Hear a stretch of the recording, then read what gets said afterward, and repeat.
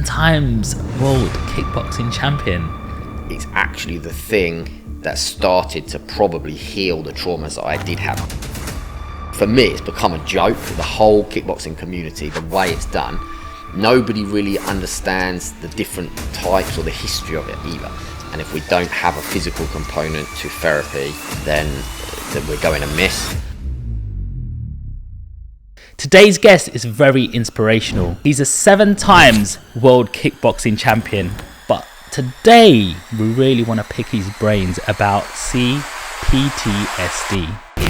First of all, what is PTSD? So PTSD is post-traumatic stress disorder. Traumatic experience causes shutdown of the nervous system, and the person goes into a state where their body is completely deregulated and is always on edge. Does being an unemotional person protect you a little bit more?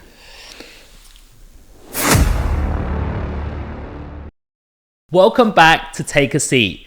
Before we start, I want to give a big shout out to MVP, Michael Venom Page, because he's hooked the guest up today. Today's guest is very inspirational. I actually need to get the clipboard out for this one. He's a 7 times world kickboxing champion. He's a business owner as well. He owns gym and boxing shows. He also dabbles a little bit in property, which creates a little bit of synergy. But today, we really want to pick his brains about PTSD. You're probably wondering what that is, but it's all about awareness, recovery, our past experiences, and how it affects us or even holds us back in the future. So I'd like to introduce Ed Loft. How's it going, Ed? Yeah, not bad. Thanks for the intro. That's kind. I was asking you last night, how do I introduce you? You had all that list and I went, yeah, I'm definitely going to need the clipboard, mate. Yeah, it's quite a journey you've been on. Yeah, it's been long and slow, but at the same time, I've learned every single step of the way, even from the mistakes as well. So. Well, sometimes they say slowly is the quickest way. Yeah. Have you ever heard that one before? I haven't, but yeah, that's nice. You know, it's like building brick by brick. As long as you're not falling backwards, it's not about taking 1 step forward and then 2 steps back. Yeah. As long as you're edging up and you're improving, it looks slow, but the power of compounding is amazing. You know. Yeah. So our fight version of that, I suppose, would be we say slow is smooth, smooth is fast, and fast is slippery. Okay, that's one for the books now. Yeah. I can imagine making a reel out of that already. Yeah, nice. So how do you know Michael? So because Michael's a massive celebrity as well, and he's really suggested getting you here today, and he spoke really highly of you. Yeah. So I've known Michael since we were kids. His dad was my coach as well. Wow. And we just grew up training sessions together, competitions together, where we both got our ass whooped quite a lot. I think Michael actually says it about getting his ass whooped as a kid. Same thing happened to me. As an example, the first time I went to my very first martial arts tournament, we got there late, and I was about 14, I suppose, and I got put in the adults category because we got there late and we missed the kids categories. Oh wow! And I just got my ass whooped by a adults world champion. Wow. Darren Eli, actually his name was, but he's a nice guy. But then, like, as I developed that kind of, even though it was a tough foundation to start with, coming out of a loss, it was like, well, if I fought in the adults category and I'm still alive, the kids category is going to be easy, isn't it? So it's just how you look at it and then move forwards. But from there, we just used to do squad training sessions. I used to drive up to see Michael and his brother came over, and we just had the team back in the day. They were just like a surrogate family to me, really. He actually explained it like that as well, you know, how everyone used to eat together on the table. His mum was a champion as well. His dad was a coach, and how they'd always, that was, because we used to talk about business, like, because my dad had a shop, and he'd always be like, we talked about fighting, and that's what, made us happy, really. For some people, going to the gym or going to an MMA club or a boxing club is a chore. It's like, I need to get there and turn up, I need to train, and sometimes people don't want to leave their house. And for some people, they just can't wait until the day's done so they can meet that's what it was like. They can meet the community, their friends, do what makes. Why do you think that is? I think it was the connection that we had with each other, and it was like, I think Michael would say the same thing. So someday one person would get hit with a particular move, and you'd be like, they've got me with that free time. So you go home and you plan. Like in your head, you're thinking, right, he's hit me here, and he keeps getting me. Every time I drop this, he's doing this as a counter. And you plan what you're going to do the next week. So you go back the next week and you have your puzzle piece, and then you test it. And if it works, they then go back and do the same thing. Yeah. And it made our levels go up and up and up and up, eventually till we started. Wicked. I remember doing, like, I used to do a little bit of boxing as well. And they always used to, I think I was about 70 kilo at the time, and this guy was like 90. But I didn't realise that he was a lot bigger and stronger. I was just really competitive. But he kept catching me with that same sort of hook. And then I just remember just take a little sidestep, and he would miss that. Or when his reach was a little bit longer, getting that little bit closer to shut it down where he can't hit. And he battered me for 3 weeks in a row, week after week. And then this one week, I just made that adjustment exactly how you said. And all of a sudden, he got so frustrated, like, this is not my day. But in my head, I was like, yeah, but I know what I've done. Yeah. So I can relate to that 100%, Ed. Ed, what I was going to ask you is, first of all, where have you come from today? Because you've got a bit of an accent. So I come from Hastings, down on the south coast. I grew up in Hastings. I've had a bit of a trip. So at one point, we lived in Saudi Arabia for a little while because my dad was in advertising. So we got taken out of school and taken over there. And then we came back again. Lived in Tunbridge Wells for a little while. And then I went back to Hastings again. But yeah, so South Coast is my home. I just like it. I like the sea. I do some kite surfing and different bits as well. So kite surfing, yeah? Yeah, it's pretty cool. Isn't that dangerous? Yeah. It's quite dangerous, but there's a kid who I teach kickboxing, used to teach kickboxing, called Max Tullett. And I think he was about 11 when he got us into kite surfing. We watched him do it, but he jumped like 20 metres odd. I'll tag him and I'll send you some stuff. But he would jump over houses if he could. It's crazy. Like. And we saw that and we thought, well, him and his dad taught us, and we just picked it up from there. But I'm not great at it or anything like that, but it's really fun. Yeah. It sounds like you like things that give you an adrenaline rush. Yeah, so it would be, I wouldn't say I'm a control freak. I like to completely lose control and relinquish it. In like you can't control the wind, can you? That's one thing. Yes. So I train with Ido Portal, who's a movement specialist. He's absolutely amazing. So he's not a specialist, he's a movement generalist. He'll shout at me if I say that. But it's all about having experiences to pay attention to your body during the experiences. So I try to do as many different sports and activities as possible, whether I'm good at them or bad at them. I'm not judging on that scale, if that makes sense. I'm judging how am I and how do I react whilst these things are happening. Like if you get pulled 10 meters up in the air on a huge kite and you're looking down and people start to look smaller, wow. There's a amount of fear. How can you regulate your nervous system? How can you still control your motor functions to land that kite safely and things? So it's I kind of treat my entire life as an experiment almost. If that makes any sense. It does make sense because like they say, half of the things that we experience is an illusion. Yeah. It's not actually real. Yeah. You could be like 1 meter up and you think you're about to die, but it's people who put that belief into you from at some stage in your life. Like imagine you're a little kid and you're on this wall and you're like, get down, you're gonna hurt yourself. Or for me, like my mum would scream if there was a little mouse in the house ever we saw, and I'm terrified with little mice. I mean, it's this little rodent. Think about it. I could hold a hamster, but this little rat or mouse, I'll be like, I could probably go on, I'm a celebrity, get me out of here. Oh, if they put me in with rats, I'll be that'll be me gone, done. Fear, but it's just somebody's put that belief into you. And when you're thinking that you're up in the sky and you're 10 meters away and you're regulating yourself, is it normally worse in your head than reality?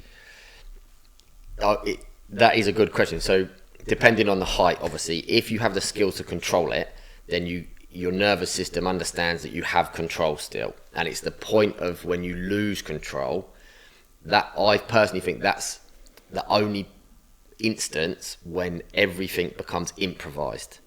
So like when you trip, there's a position when you trip and you lose balance and you're heading towards the floor. It's what you do between the trip and hitting the floor that dictates the outcome of the accident.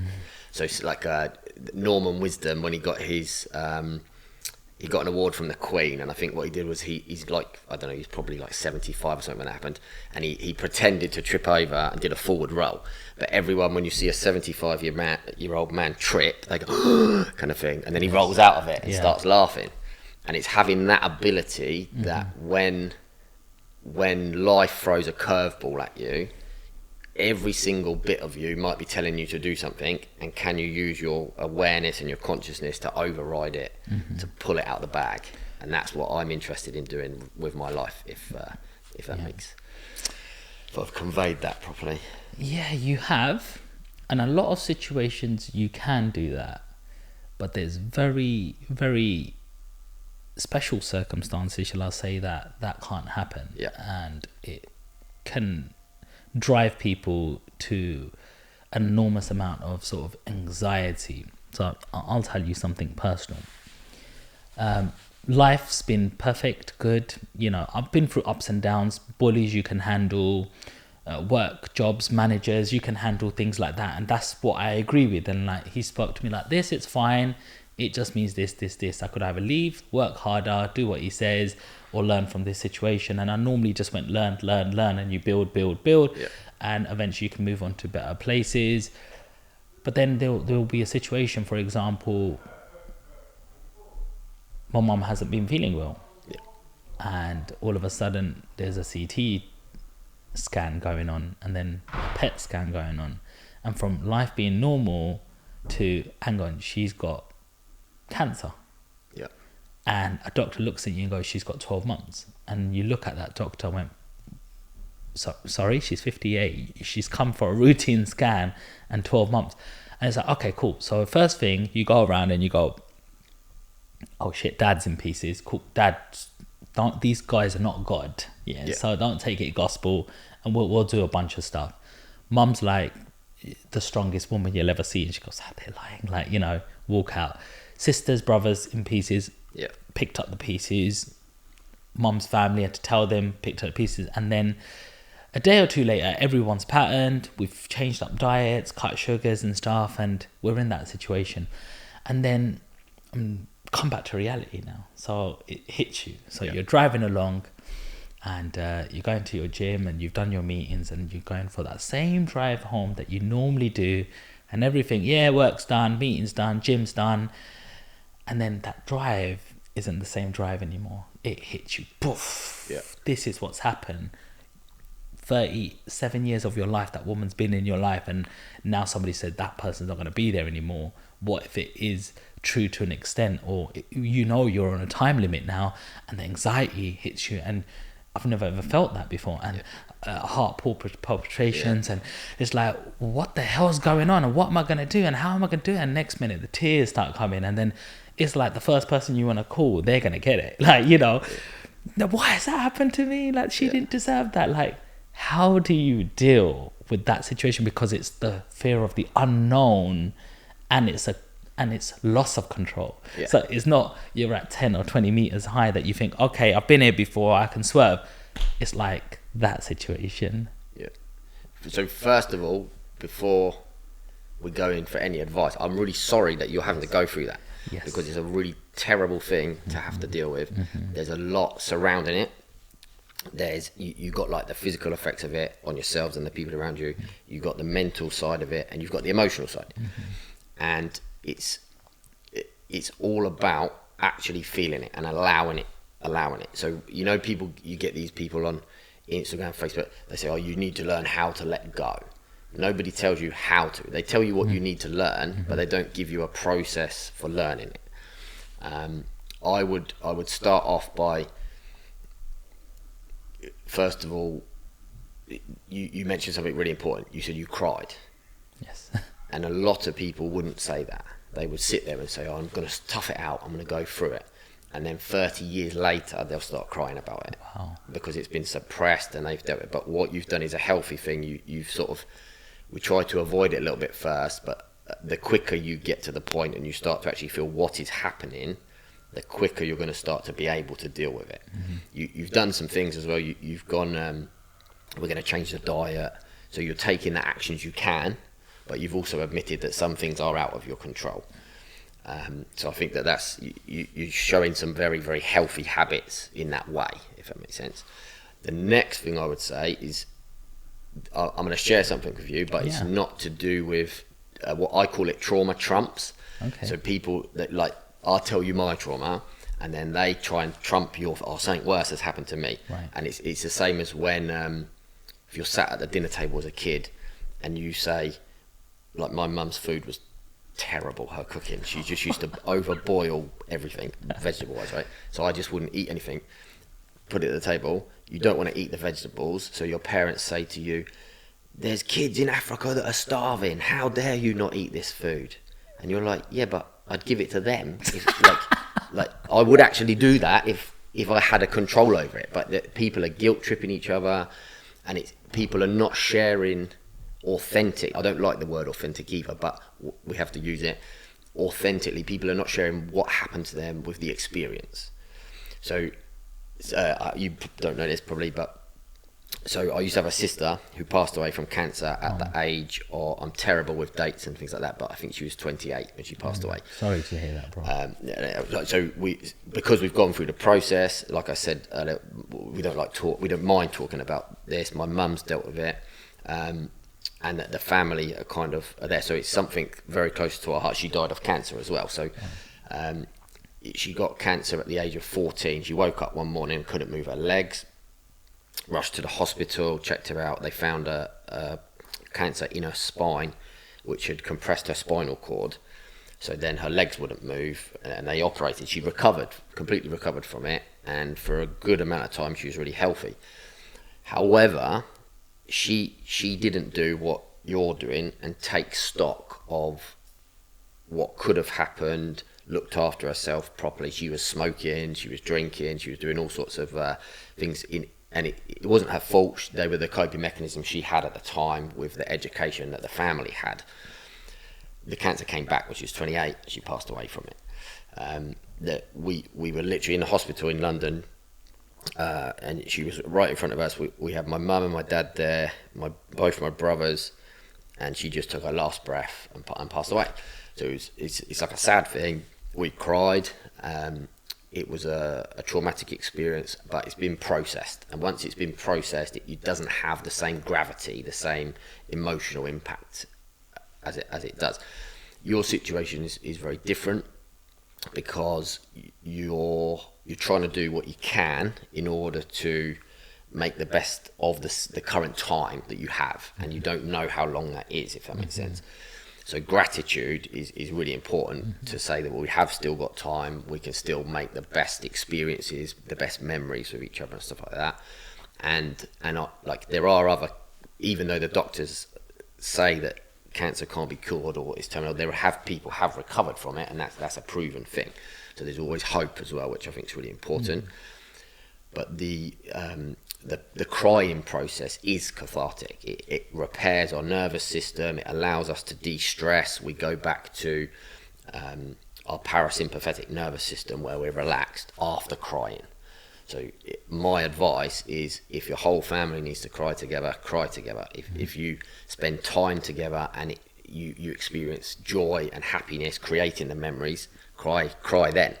And the more time you do that, it doesn't, like, we're all going to pass away someday. We don't could get hit by a bus on the way home or anything, but it's about experiencing it physically, mentally and emotionally whilst we've still got the time left. But I don't know if that's helped at all. Yeah, it totally makes sense. I do want to ask a question on this. A lot of men are afraid to show their emotions, and I think society also puts a lot of pressure on men. A man should be strong, or a man's a pussy if he cries, and that sort of mental health for a man is very, very hard to deal with society always making it's okay if a woman sort of cries, and she's emotional and poor her. But when a guy cries, there'll be women in that room saying, yeah, he's a weak one, you know. Yeah. But it doesn't actually mean that, does it? No, it's a massive sign of strength to be able to cry openly in front of other people. There's a book by Brené Brown called Daring Greatly, and I think she's got one of the most viewed TED Talks ever. It's an amazing book actually, but she's a shame researcher. So shame is one of our sort of core beliefs about ourselves, that we think we're not good enough, and it does hold a lot of people back as well unless it's dealt with. So she researches shame, Brené Brown. While she's researched it, she's doing a book signing in the book, and a guy comes up to her and says, "It's great that you're researching shame, but why don't you talk about men?" And she says, "Oh, well, I don't really go into the shame of men." And his answer to her is, "Well, that is convenient, isn't it?" And then he's there with his 3 daughters, and I think he says something like, "My family would rather see me gallantly die on a white horse than actually show them how upset I am." And that is it. It's like, if you can make a girl or a woman really uncomfortable as a man just by crying in front of them. But they say they want a sensitive person, but if they see a man broken, they will leave because they want a strong man. So then it's okay, well, what is strength? Where does it come from? How is it cultivated? How do we grow it? And how can a man truly become resilient enough that he doesn't have to cry about the things that are day to day? So the stress of money, the things like that, organising holidays. Like I've seen full-grown men cry trying to take their family on holiday because they've missed flights because they couldn't get to the airport on time and stuff like that. I like to sit at the airport. I always get there early and I watch different things happen. And it's like, if you cry, your nervous system heals. If you don't cry, you build anger and resentment. And that's why so many men are bitter. But then, what are men doing about it? Like, if you said, "Oh, we're going to have a group of men and we're all going to go in the room, we're going to cry about our problems," is it a good solution? Or do you just have to have one single person that is okay to cry with? And in actual fact, that's enough. So as long as you've got one good friend that you know you can phone, like Simon Sinek is another really good guy, and he says, "Don't cry alone. No one should cry alone." And it might be a female friend that you can cry in front of. It doesn't have to be your partner. It could be a male friend. It could be a relative. But as long as you've got one person that you can go, "Okay, I'm having a bad day," phone them up, cry about it, go and give them a hug, meet up, have a coffee, that is actually enough for it to heal our nervous system internally. It's like almost getting something off your chest, and Yes. you've shared it with somebody and you felt they understand what I'm going through as well, rather than you just saying, "Nobody understands me, nobody knows what's going on, nobody knows how I feel," and it's like you're bottling. What's your thoughts on NLP, Neuro-linguistic program. From my experience of it, and I do have a little bit, it is a plaster over a gaping wound. So you can use it to actually program the mind in terms of habits and patterns, but unless the shame is dealt with at the core of the individual, it's just a lot of people use it as a form of masking. So I would compare it to how many people go and see a psychologist or a psychiatrist when they're doing really well. Most people go and see them when they're at rock bottom. Like that, it takes them to hit the bottom before they go, "I've got to do something about it." We know that if you've got a mentor or a coach and you're doing well already, you're going to accelerate your success in a massive fashion. And I think neuro-linguistic program could be used for that, in the same way hypnotism could be used for that. It can give you a different edge as a tool to improve quickly. But my personal opinion on it is that I don't actually think it fixes problems. I think it masks them and helps suppress certain things. Interesting. Because I went recently, start of this year, it's about 6-7 months ago now, I went to this Unleash Your Power event. It's one of them woo events, wow, or what you doing going there. Yeah. But basically I went to public speaking school. Yeah. So, you learn how to speak on stage, how to hold the PowerPoint, your pain, your gain, bridge, how you tell your story, etc. And then they go, "Hey, look, there's a free event part of this as well that you get to come and other people pay." So I went there, and I'll be honest, I haven't probably cried until 2003. Yeah. Yeah, so it's been nearly sort of 20 years. Like, even it sounds really bad that even when my mum's father passed away, I didn't cry. I just looked at him and went, I hope you're at peace. You know, we had a good time together. Yeah. But I've never like balled it, so I've been quite strong, as they would say. And then we did this exercise. We was in the room and we did a little bit NLP, going back to your first house, smells, going back to your room, and then seeing yourself. Yeah. And then when you saw yourself is loving yourself. And we went through that pattern, and then I opened my eyes and there were tears down my eyes, and I actually felt really, really light. Yeah. Like, I felt really light, like a big weight off my shoulders, like I should be with myself. So I did found it a little bit like helpful there, but I don't know how deep NLP goes. And you know, do you believe in hypnotism? So I believe people can be hypnotized as well, but I think that all of those sort of processes that you can, if you can achieve something very quickly, it normally isn't long lasting. So NLP definitely causes very quick results. So you can, it's like drilling a hole into something. You can get there quick, but could you really get your hand through the hole to examine what's in there, kind of thing? And same with hypnotism. People can be hypnotized to stop smoking, but then if they have enough stress in their life, they'll just go back to it. It almost it breaks the spell of the hypnotism. I've got a friend who's a very good hypnotist as well, but that's my observations of it. I don't have any scientific evidence that is the case, if that makes sense. They're just my observations. Did you hear about this lady who banged her head and she woke up and she all of a sudden she had a Chinese accent? It rings a bell, yeah. I don't know how the hell that happened. I just thought maybe you might have heard it. I think she went in a coma or hit her head, and she had a proper strong Chinese. I think I have seen a clip. And then when you see her old clips, she's like proper Cockney sort of thing. And then she's got this really, really, like, if you closed your eyes, you just would have thought, is this, you know, Chinese woman's sort of accent? I wonder how that come about. Yeah, stuff like that.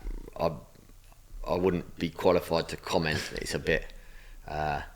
It's a very random one, isn't it? Yeah, well, it's one in a whole world, I think. So, right. So I wanna find out a little bit more about your speciality. First of all, what is PTSD? So PTSD is post-traumatic stress disorder.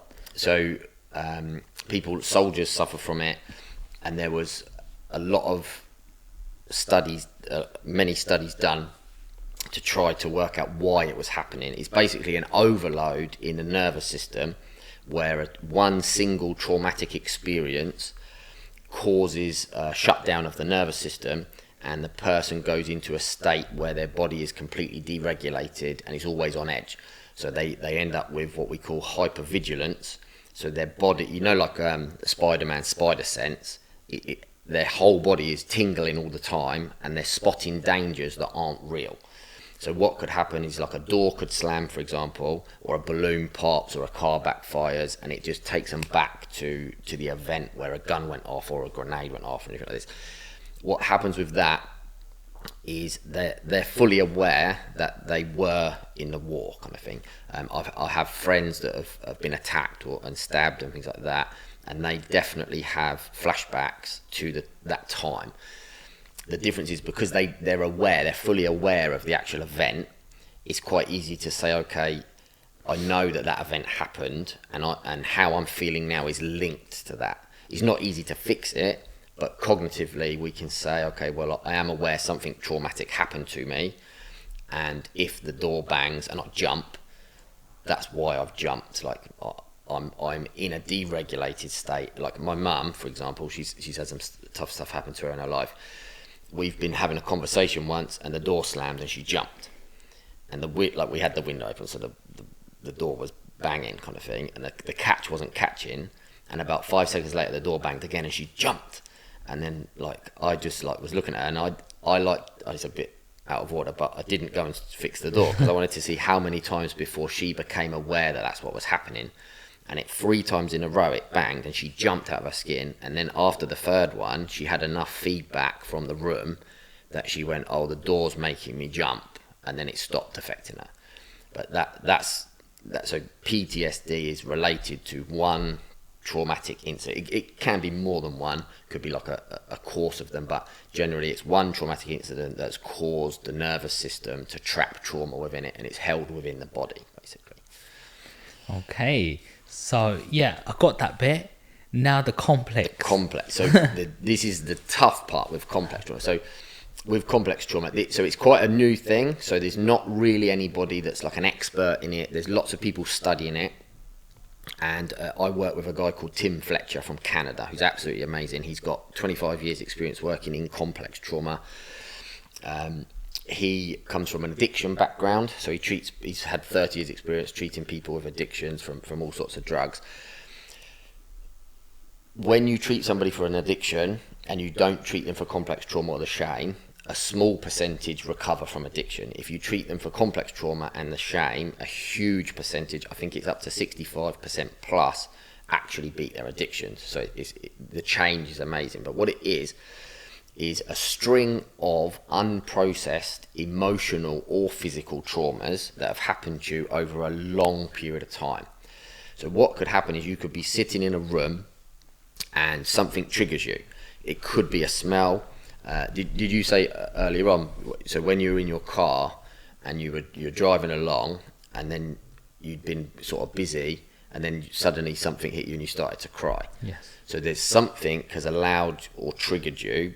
When we say triggered, what it is, it set fire to the emotional fuel. That's what's the trigger, is actually the traumatized, stuck energy within the body, which has caught light, basically. It's been triggered like a match has gone off.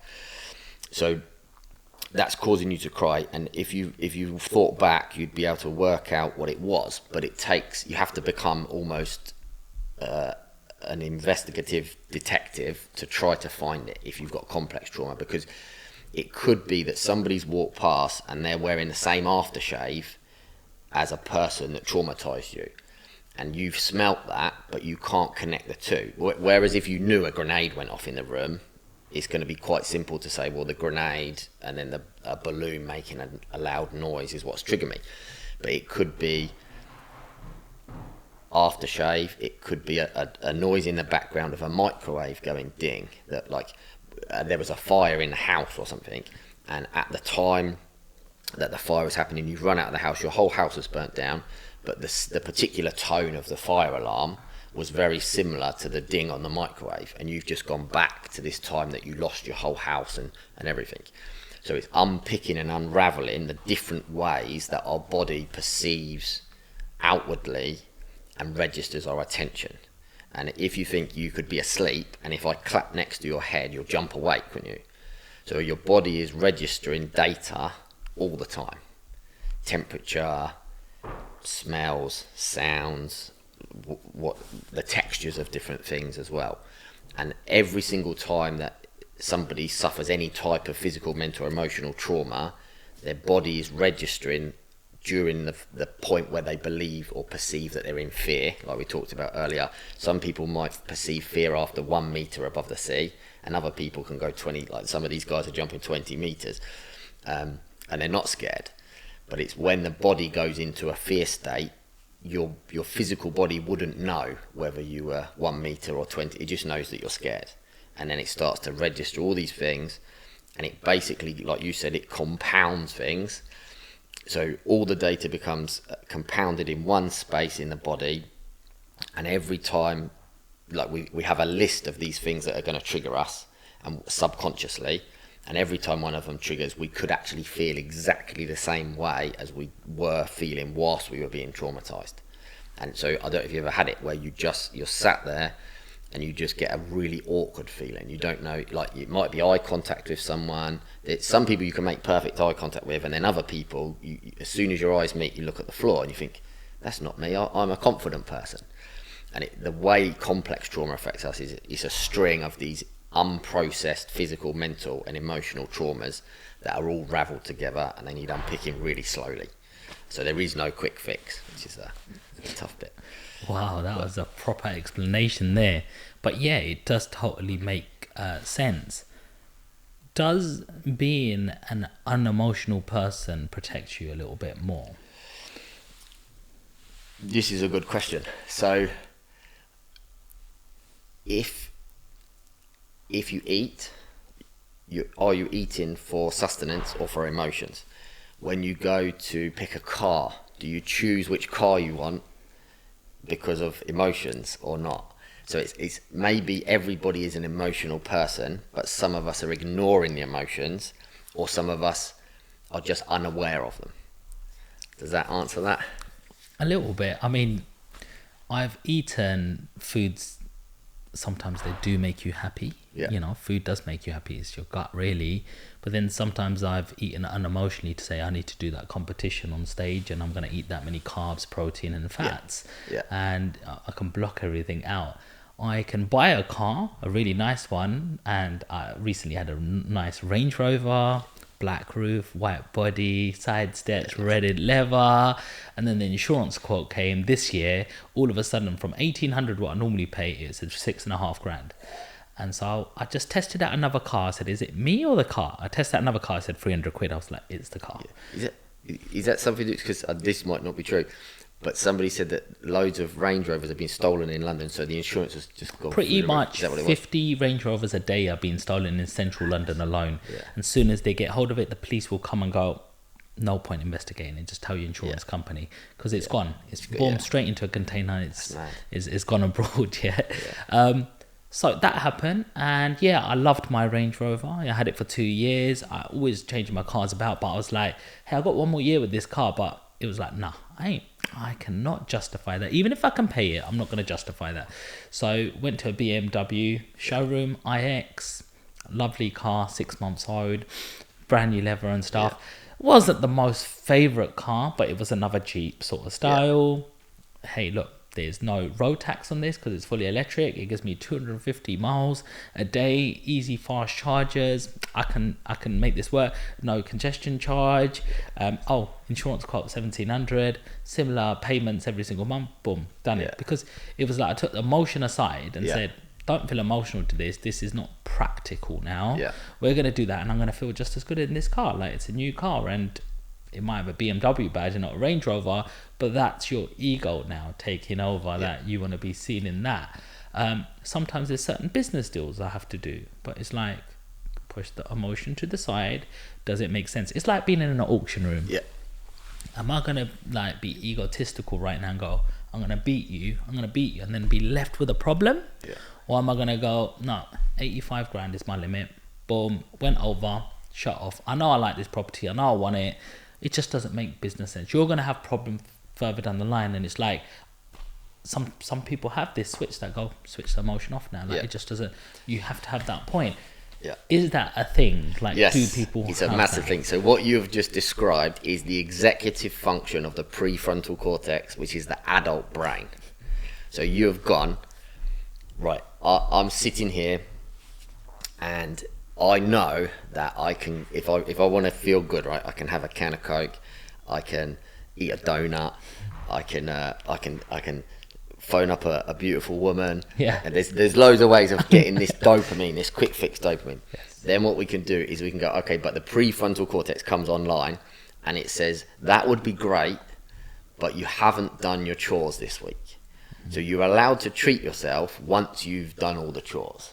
Like, how many people do you know that they want those things, but they'll go and put them all on a credit card, and then it will cause them issues 6 months down the line when they can't pay it off? So they're going for instant gratification. Whereas the prefrontal cortex, what you're saying is take the emotion of it. As an adult who has a prefrontal cortex which is online properly, and it's fully developed and it's robust and it's smart and it's been educated, you can make good choices which benefit yourself in the long term. When you do things like that, instead of getting dopamine, you'll end up with contentment. Instead of the quick instant gratification, the dopamine, because the dopamine receptors are quite bad, they get flooded with dopamine, and then you need more of it and more of it and more of it all the time. Whereas if you're getting serotonin, you're getting contentment, and you know that your chores are taken care of, and then you're going to be in a direction where you're benefiting yourself long term. This is where the interesting thing with complex trauma. So any type of trauma, along with complex trauma, PTSD, it causes people's prefrontal cortex to be underdeveloped. So they will lean towards instant gratification, therefore causing themselves more trauma. So an actual human being who hasn't suffered much trauma, their prefrontal cortex will come online quicker. They used to say, when I say they, the studies, so there's tons of scientific studies you can look at that say the prefrontal cortex should develop round about the age of 25. It will finish growing and it will be online properly. What that means is it then needs to be trained. So imagine if you knew when you were younger that your brain wasn't fully developed till you were at least 25, and then you need to start training it to make the better decisions. So it can have the patterning pretty much. Your parents should have taken charge until you're 25 if their prefrontal cortex was online, but it might not have been. So then you've got, I don't know if you've seen, there's lots of people nowadays that are emotionally immature. They erupt explosively all the time. They can't really manage themselves very well. They avoid conflict. They don't like conversations about anything awkward. And this is a good sign that they're emotionally immature and they're running in the limbic brain, which is the older part of the brain at the back. So what you did, you just did a checklist, didn't you? You said, well, the car is, you like the car, it's practical, it's good running costs, it saves you the congestion fees in London, and you went for it, which means you thought about it, and you weighed it up, and you said, the emotion that I get from the car is still a nice car, but also it benefits me massively compared to the one. Whereas a lot of other people would have gone, how do I go with my emotions because I want that Range Rover? Like, just imagine if you'd go on the Range Rover, you pay for the insurance, you bought the car, and then the next day got stolen. Emotion. So if you'd gone with the emotion, the next day you might have been even more emotional, because the limbic brain tends to cause us a lot more trauma when we use it for our thinking and choices. So Ed, here's the thing. So to buy a property is very, very easy. Honestly, it really, really is. Now, people are going to be shouting and going, you're lying. It's one of the most toughest things to do. No, it's not. You got to get your savings. Yeah. And then from your savings, you just got to get the free right people, get someone to find your property, someone to get the mortgage for you, and then someone to speak the legal language, and you got the keys in your hand. Yeah. There are a few 7 steps that I can show you. I can give you that. But the thing that's stopping you, it's why doesn't it work with different people, is they just can't stick to the plan. Yeah. So it all starts with the savings. So how do you get savings? We have to budget. So why don't you just follow your budget and get there and go, right, positive cash flow, X amount a month, and that's what I'm gonna, X amount of months after that, I will have my deposit. That's the figure we're working to. That's where the problem comes, right from the root. Yeah. Because I've got £300 in shopping, that's my Netflix, that's my coffee, there's this. And then all of a sudden it will be like, I didn't save this month. How comes? Well, I was in M&S and that blazer looked really good, and I was going to a party and I had to look good. Like, I'm not going to put that aside. Like, I can't punish myself like that. Yeah. Cool. Next month, I couldn't do it this month because that unexpected bill came. I knew I shouldn't have done it.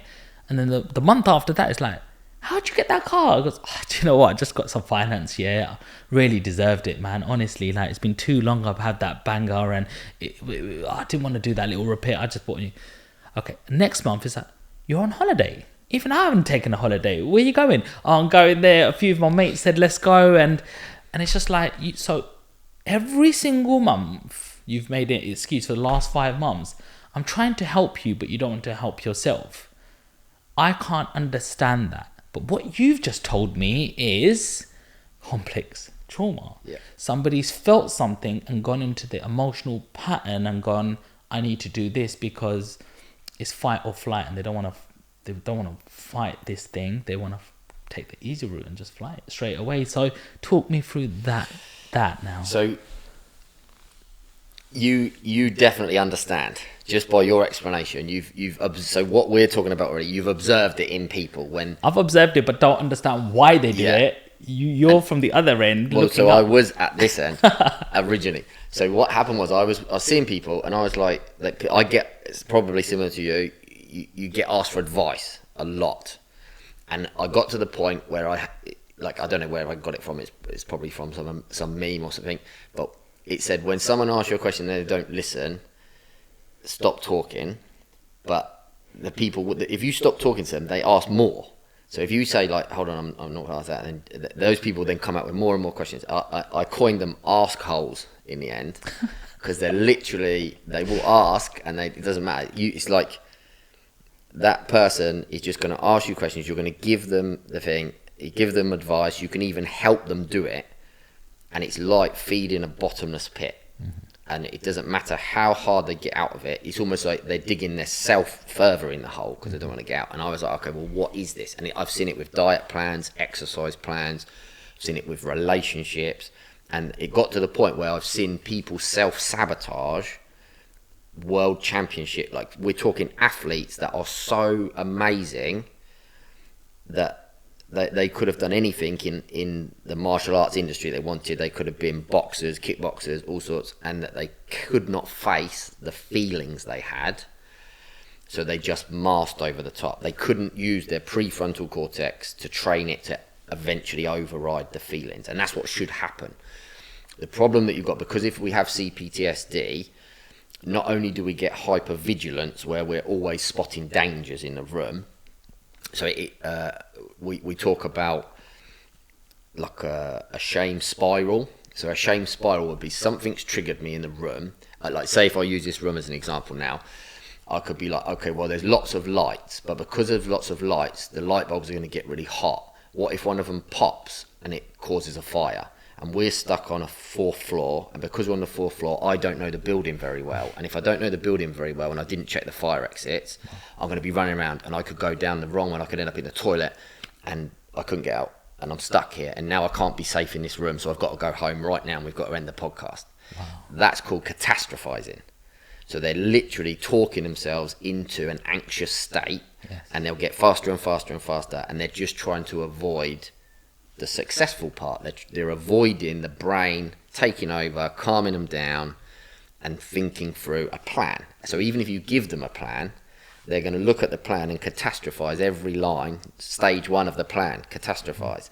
Avoid stage 2, because if stage 1 is a catastrophe, we might as well we're going to burn to death, or we're going to have a car crash on the way home. But does that sound familiar? You've seen people do that type of thing.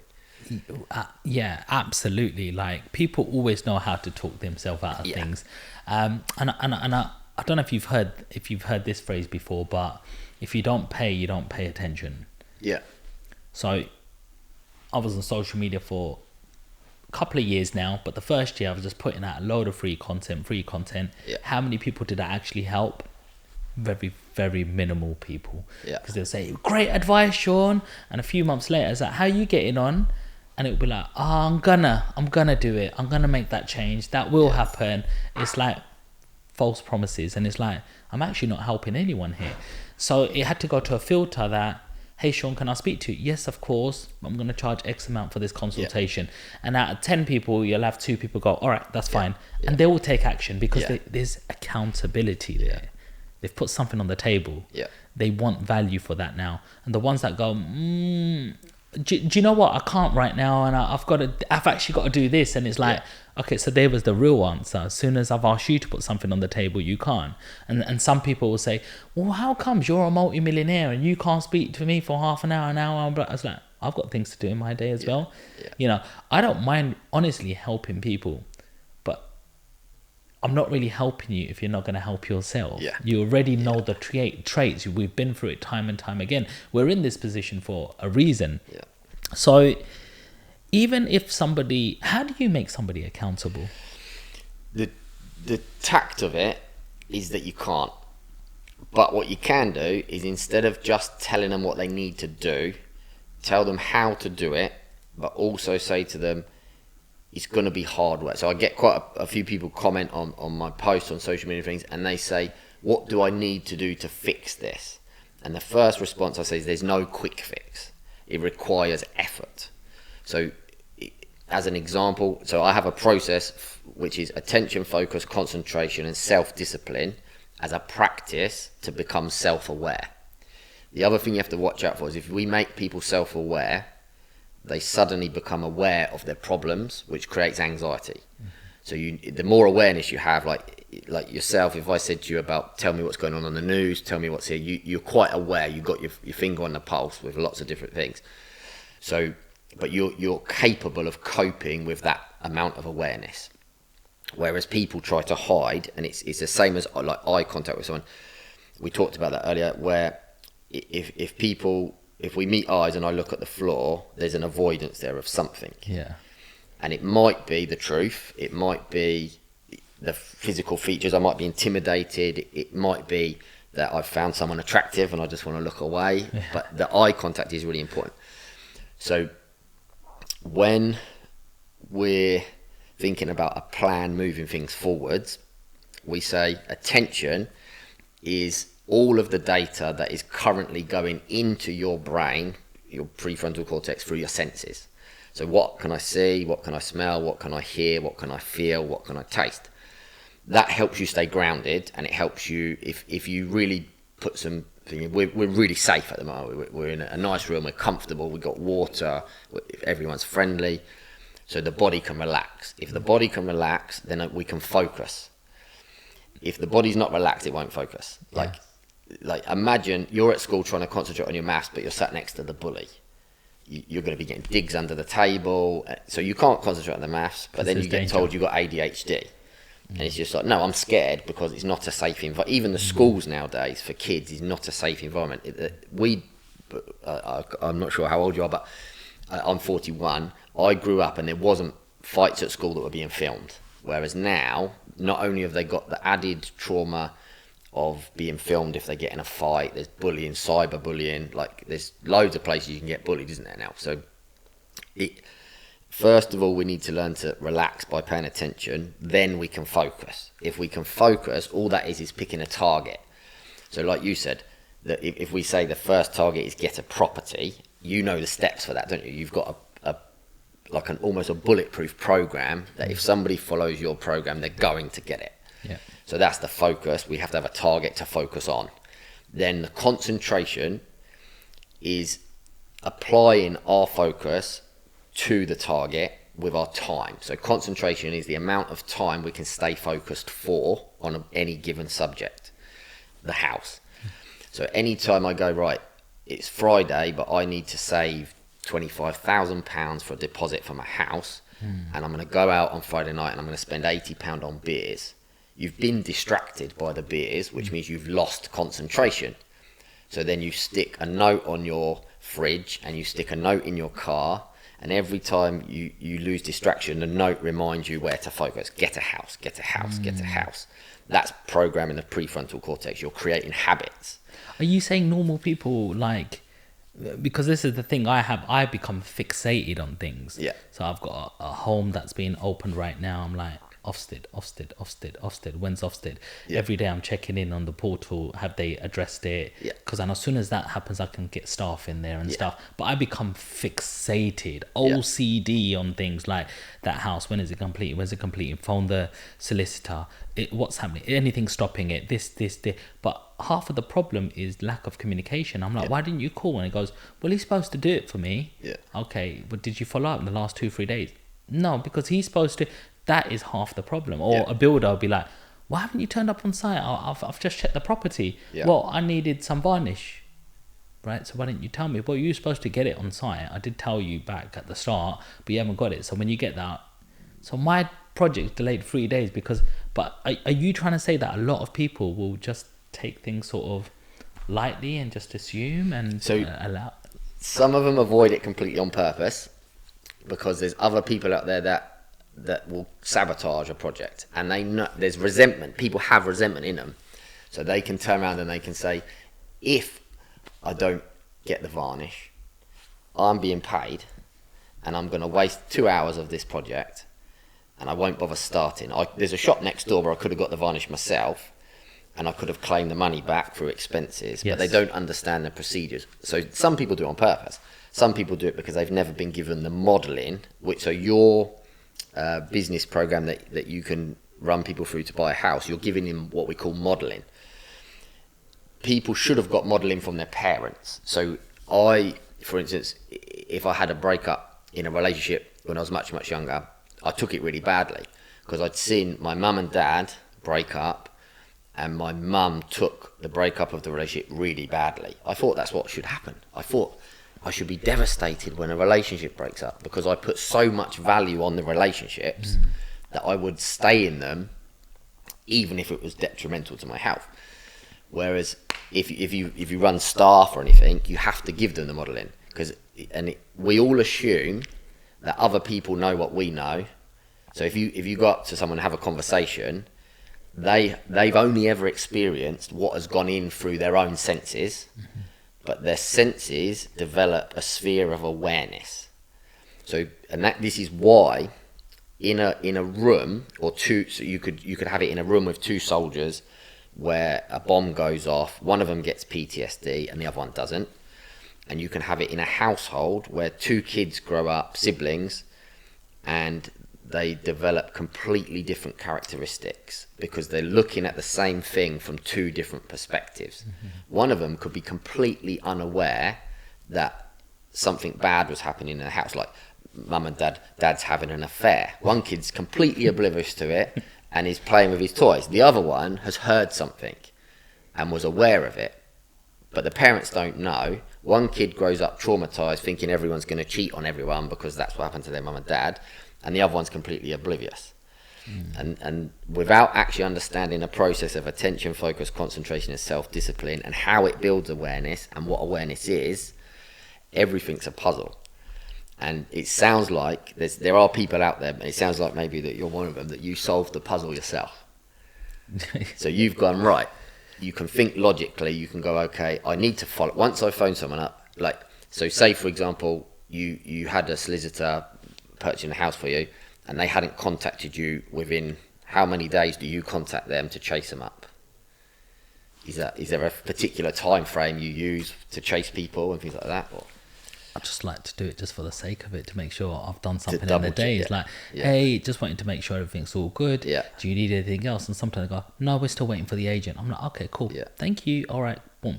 Next phone call, agent. Yo, bro, my solicitor's waiting for you. What's going on? Oh, yeah, sure. We was waiting this from your solicitor. No. He said he's received that. Yeah. Oh, okay, I'll send that over to him right now. Boom.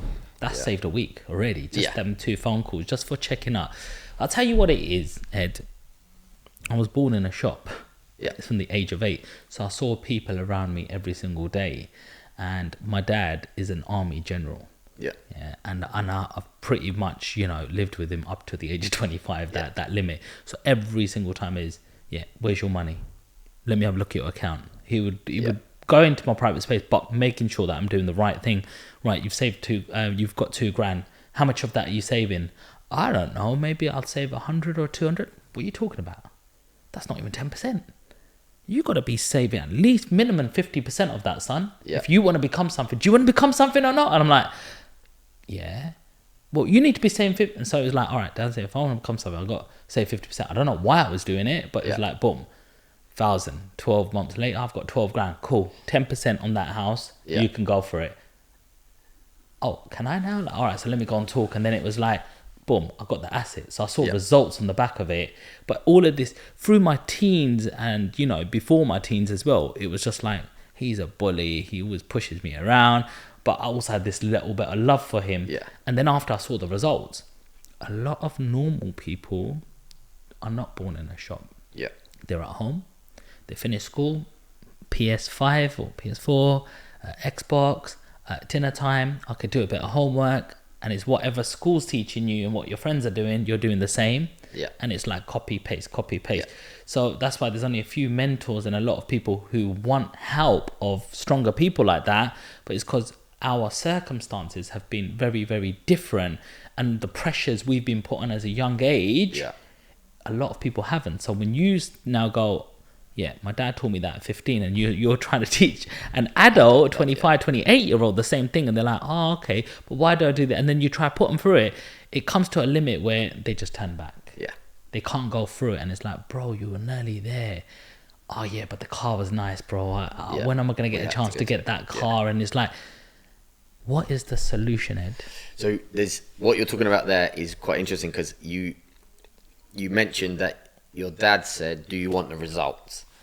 And what we talked about earlier was a parent, because our brains don't develop till we're 25. With trauma, so somebody that's suffered severe trauma, there's studies out there that are leaning towards the brain might not fully develop till 40 years old.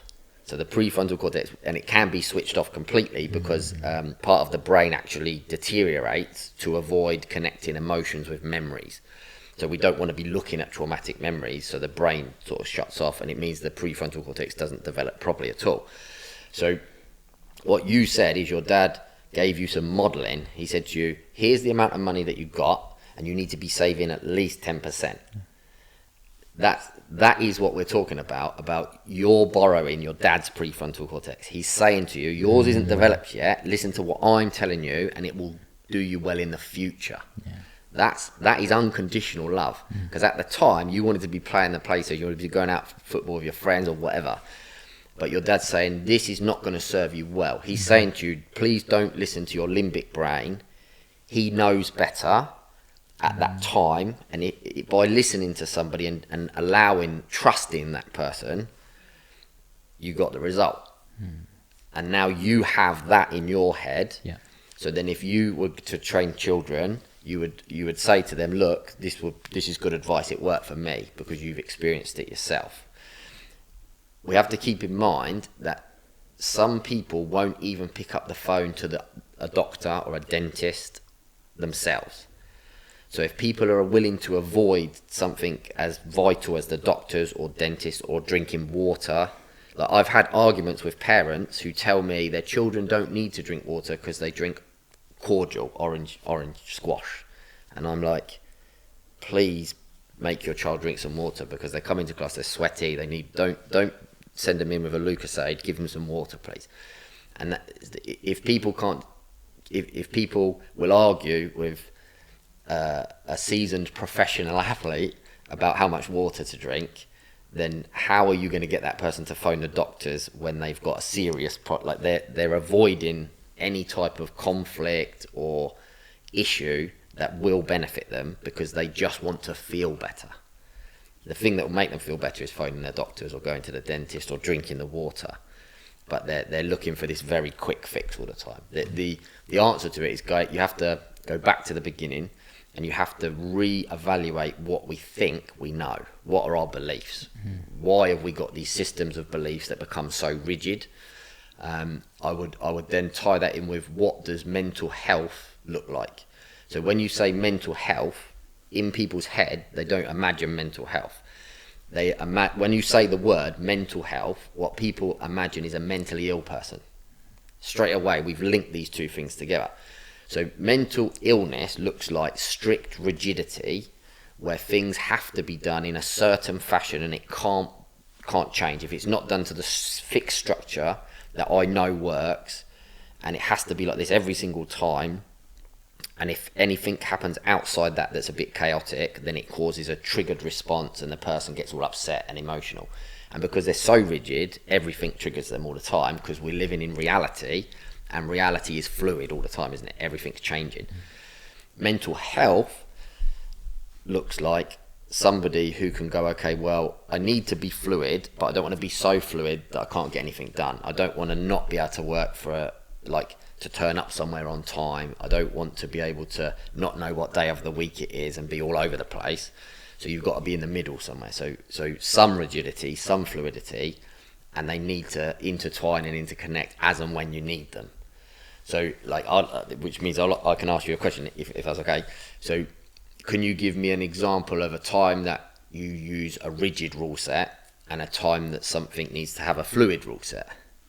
Yeah, so for example, when I need to grow my business, and if I've got plans on opening new businesses or buying more houses, it has to be rigid. It has to be these set of rules. I'm only paying myself $1,200 and I can survive on that, but the rest needs to go all into savings, because that's going to compound over this many months plus rental income, and that's going to allow me to get that thing the quickest.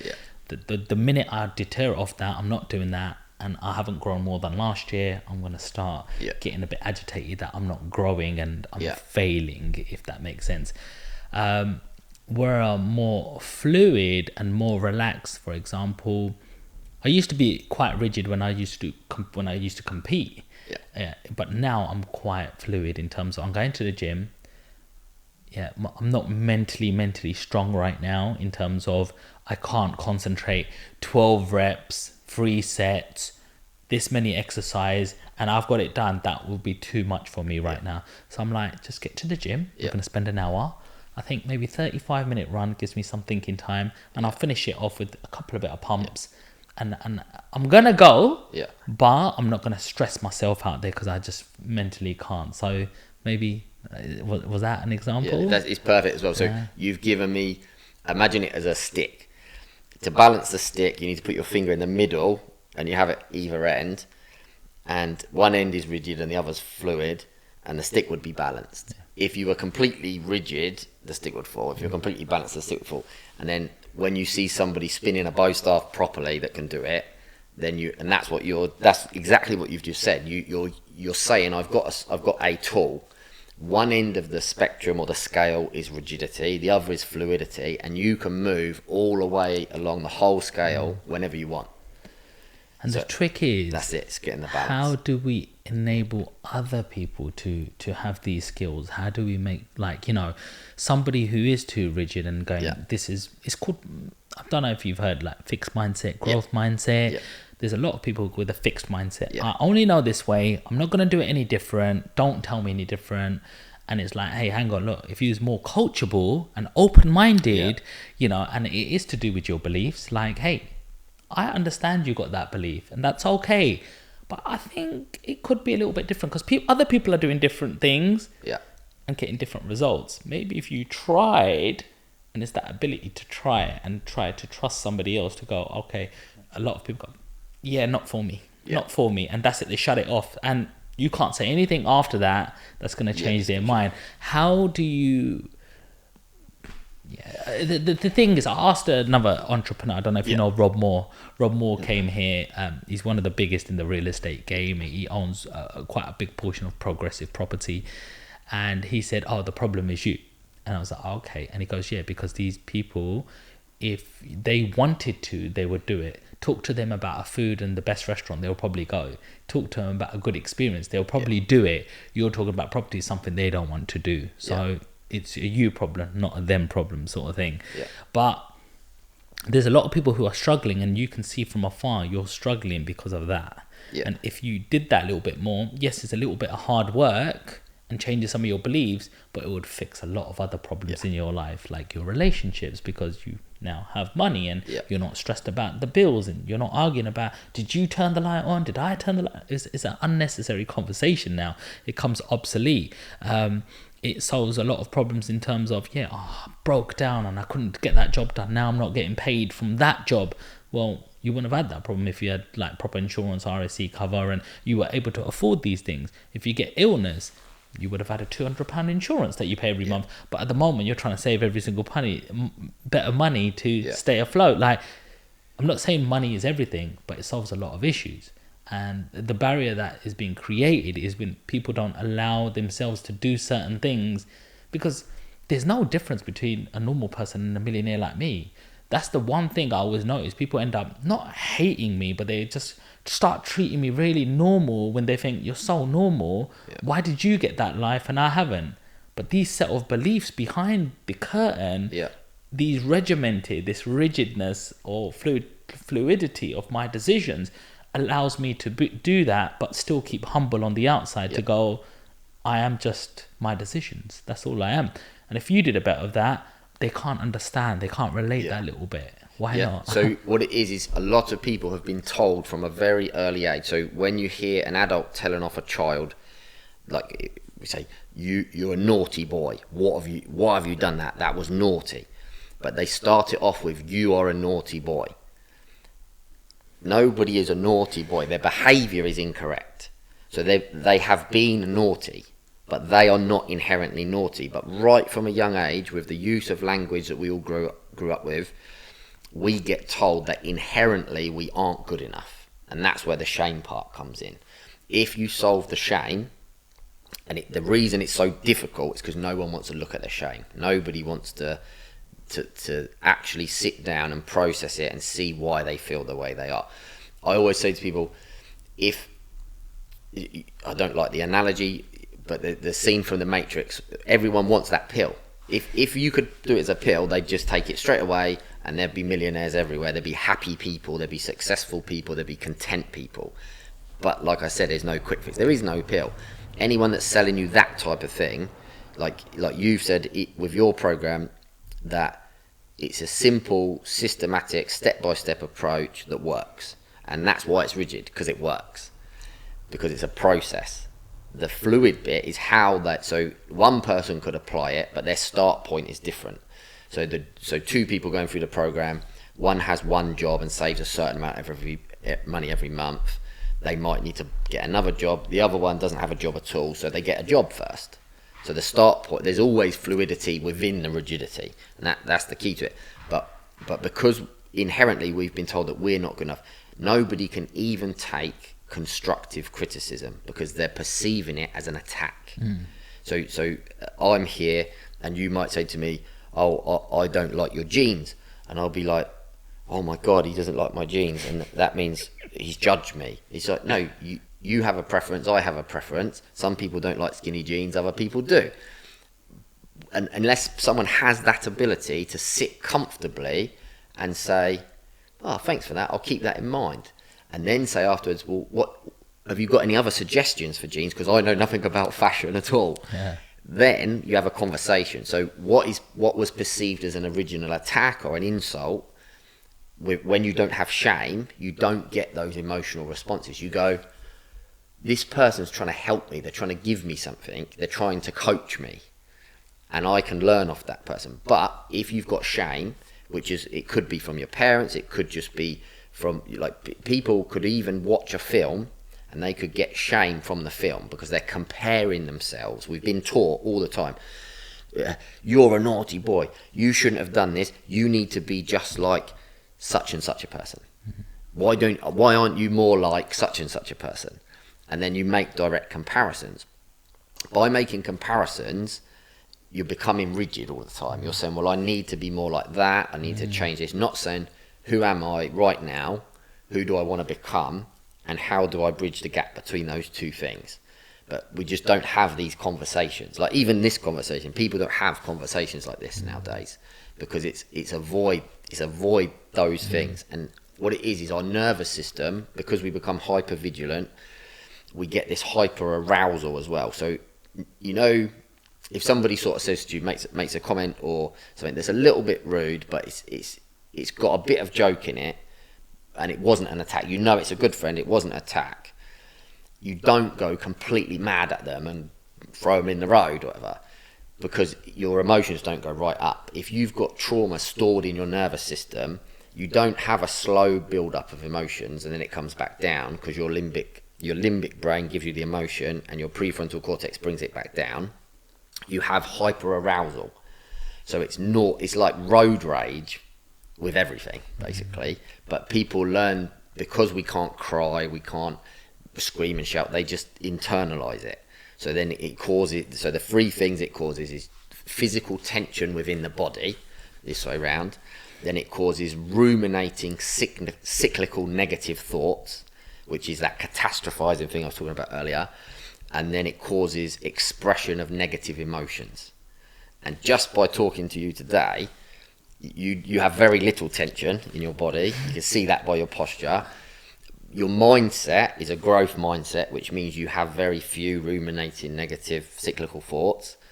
And the way you talk and express yourself is in a it's positive emotions. It's not negative emotions. So then, like, straight away, I'm drawn to you because you are expressing your authentic self. I see who you are, and I like it. Does that make any sense? Most people can't do that because they're too frightened to show people who they are, because the very first time they ever did, they got told they were a naughty boy or a naughty girl, and that they needed to be like someone else. So their whole lives they've grown up trying to be other people. One of the things that I was brought up with were certain things like have no pride. Yeah. Don't have any pride. You're not better or bigger than anyone else. Yeah. The minute you got pride, you've lost the game. because you think you're better than somebody else. Yeah. And so I've always just been relaxed, Yeah. which is like, I don't have to have pride. Yeah. If I'm an idiot, I'm an idiot. Another thing you said, that rigidness, like I do have a sort of set of boundaries as well, Yeah. Ed, in terms of if somebody like swears at you in a joke, I'll straight away go, you know, you can have a joke, but don't Yeah. turn mean to the joke. Yeah. Is that Yeah. little, you know, that fighting respect that you Yeah. have, you come from that. It's just that Yeah. little. And if somebody said like a word that says you ain't got a dad, like bastard or Yeah, something, it really annoys me. It's like, Yeah. you can't use that word with me. I've got a dad. Yeah. Do you know what I mean? Yeah. I get very, You got the boundaries. because I think my dad's always been that way. Yeah. I think the thing that you're saying is you are the people who raise you are. They're downloading all their beliefs into you. Yeah. Whereas some of my friends, they will use that really freely and even say, I'm a bastard. You know what I mean? And I'm like, how can you say that about yourself? Like, Yeah. I can see that the belief system is very different massive, between us. yeah. And that could be a bad trait in me because it's just a word, really. But I hold so much value onto that word. Yeah. So I get that. I want to talk a little bit about your fighting days. Yeah. 7 times world kickboxing champion. Wow. Yeah. I don't know where to start. So I put everything down to the system that I learned. So it comes from Laogar Kung Fu. So that is what brought me to start to look into the complex trauma and the nervous system and how it all works, and meet people like Tim Fletcher, things at Edo Portal. But it all started with a small training centre in Hastings with a guy called Phil Pickney, actually, he's my first coach. Very, very good, tough guy as well. He was flexible, he was fit as hell, and he was good. So in his club on a Friday, there was a guy called Jason Pierce who used to rent the room off of him just once a week. So I was doing all of Phil's classes, but I used to go to Jason's class sort of once a week. And I just liked the style because they would do, it would look like taekwondo, so they were kicking, but multiple times without putting their foot down, which is a sport set, but you can use it in full contact as well, in like real combat and things. The club closed down, and I stayed with Jason just because I liked the style. Jason Pierce, lovely bloke, he moved to America, and I took over the club, and then I was introduced to Curtis Page, Master Curtis Page, and Michael Page. They had a team which was so tightly knit together, it was unbelievable. It was like a family. They just welcomed me in straight away.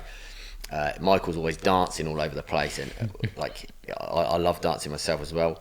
And it just, the atmosphere was just, it was brilliant. It really gave me like a stable base to work from, and it's actually the thing that started to probably heal the traumas that I did have, because my mum and dad split up. There was a lot of problems around that.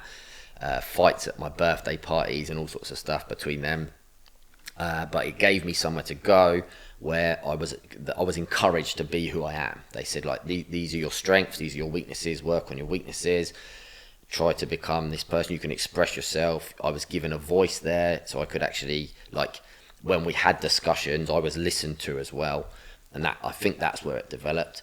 Like I said, I went, my first competition I lost, I just got bashed. And then after a while, I started winning. Once I started winning, I lost very, very few fights after that. I think I've lost probably 2 fights. Last world title I won was in Germany, 2019, just before the COVID pandemic and stuff. So I won that. I was actually coaching the WFMC world team. I was the kickboxing coach for that. We brought back about 10 world champions, but because I went out there, I like to lead from the front. So if I'm showing people, I like I'm coaching them, I'm telling them what to do, I thought it's a good opportunity to fight as well. So not only did I coach the whole team, but I came back with the world title as well for my weight and age group and stuff. Wow, that's amazing. Can I ask you, how big is kickboxing? Because you hear about MMA, UFC, you hear about boxing. Boxing's massive. It's come back since Eddie Hearn and all of them. But kickboxing, you don't hear it too often. As much, yeah. So it's a massively participated sport. So there's clubs all around the UK, Ireland, like all over the world. There's kickboxing clubs. The problem is the associations that run kickboxing. So there used to be like a handful. You had like WKA, WPKA, Wacko, Wuma. There was different ones. Now there's like 50. If we Googled it, we would find a list of different associations. Each one of those has specific weight categories. They have novice, intermediate, and advanced category, and they're all giving out world titles. So like you can go and get a novice world title now. So it's actually for me, it's become a joke. The whole kickboxing community, the way it's done, nobody really understands the different types or the history of it either. So you've got like strict boxing is obviously punches, and that's cool, and it was an Olympic sport, and you can become a professional boxer. Then in America, you had freestyle karate. They had it in England as well, where it's a point system, so it's the first person to hit the other person. They then called it points fighting or semi-contact, which that straight away causes a confusion, because which is it, points or is it like semi-contact? So they basically, the referee says fight. It's the first person to hit the other person as fast as possible, and they are awarded points. You get like 2 points for a head kick, 1 point for a punch, and 3 points for a jumping head kick kind of thing. So that's points fighting. Then you have light contact kickboxing, where so it's not light, they still kick the crap out of each other, but they're just not allowed to swing huge punches. It has to be quite technical, and it promotes a lot more foot sweeps and head kicks and things like that. Then you have full contact kickboxing, where you want to be tidy, but you are allowed to swing a massive shot now and again if that's how you want to win. Then you have K1 kickboxing, which is very similar, but you can kick to the legs as well, and you can clinch and hit once. And then there's obviously full-on Muay Thai boxing, which has its own set of rules. I think they have A, B, and C class Thai boxing. Wow. So that's why it's just a mess. But the one interesting thing is WACO, which is the World Association of Kickboxing Organisations. I've one of their world titles from 2002 and 2008, I think it was, off the top of my head. They've just got the Olympic bid. So they've got what was WACO is now called GB Kickboxing, and it's moved to be a bit more organised. So hopefully it will get promoted properly, and it will work in terms of the pull and the TV. It'll get more publicity. The interesting thing, people like Michael Page, they've attracted people to the points fighting, because that's the system that Michael came through as well. And he was the first person to successfully transfer that style of fighting into MMA. Stephen Wonderboy Thompson is another one. He's got some good stuff on YouTube as well, but he came through the similar background to us, but he's in America. Another person who I've heard has done kickboxing, and he's a champion. He's all over. He's the number one Googled man in the world, Andrew Tate. Yeah. So my thing with him is he did what I think was K1 kickboxing. I think he did some full contact kickboxing, and then he went into the K1. I've actually never met him. I think Michael might have met him at a time, but I don't really have. I've not watched enough of Andrew Tate to have an opinion for or against at the moment. Right. I was going to ask. I was just about to ask you. Do you think you could take him out? Yeah. It depends what rule set. That's the thing, isn't it? So because you got, I'm not sure what weight he is either. I'm 6 foot, but I fight at 70 kilos. Okay. So I'm about 75 kilos at the moment. So yeah, the weight class is different, but yeah, it's a good question. I can imagine the thumbnail now. Yeah.